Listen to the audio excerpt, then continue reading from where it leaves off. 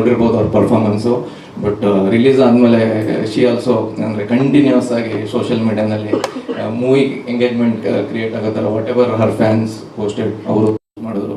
And ಸರ್ದು ಮತ್ತು ಅವ್ರದ್ದು ದೀಕ್ಷಿತ್ ಸರ್ ಮತ್ತು ಚೈತ್ರ ಅವ್ರು ಕಂಟಿನ್ಯೂ ಇಂಟರ್ನೆಟ್ ಒಂದು 3 weeks ಆನ್ ಇತ್ತು ಎಲ್ಲ ಪೋಸ್ಟ್ಗಳು. So everybody made sure blink engagement ಆಗ್ತಾಯಿದೆ ಅಂತ ಇಂಟರ್ನೆಟ್ಟಲ್ಲಿ.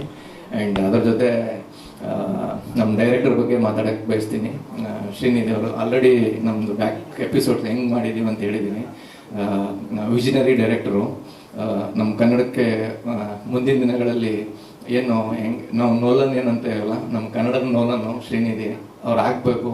ಆ್ಯಂಡ್ ಅವ್ರ ದೊಡ್ಡ ಆಸೆ ಇದೆ, ಅವ್ರಿಗೆ ದೊಡ್ಡ ದೊಡ್ಡ ಮೂವಿಗಳು ಮಾಡ್ಬೇಕಂತಿದೆ. ಅವ್ರು ಅಂದ್ಕೊಂಡಿದ್ದೆಲ್ಲ ಆಗಲಿ. ಆ್ಯಂಡ್ ನನಗೆ ಈ ಪ್ರೊಸೆಸ್ಸಲ್ಲಿ ನಾನು ಅಂದರೆ ಒಬ್ಬಂಟಿಯಾಗಿಯೇ ನಾನು ಪ್ರೊಡಕ್ಷನ್ ನಡೆಸಿದ್ದು.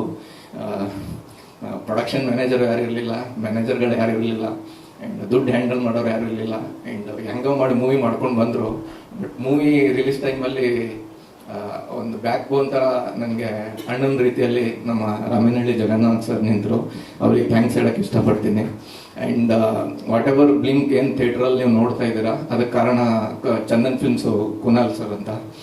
And he guided me in every face.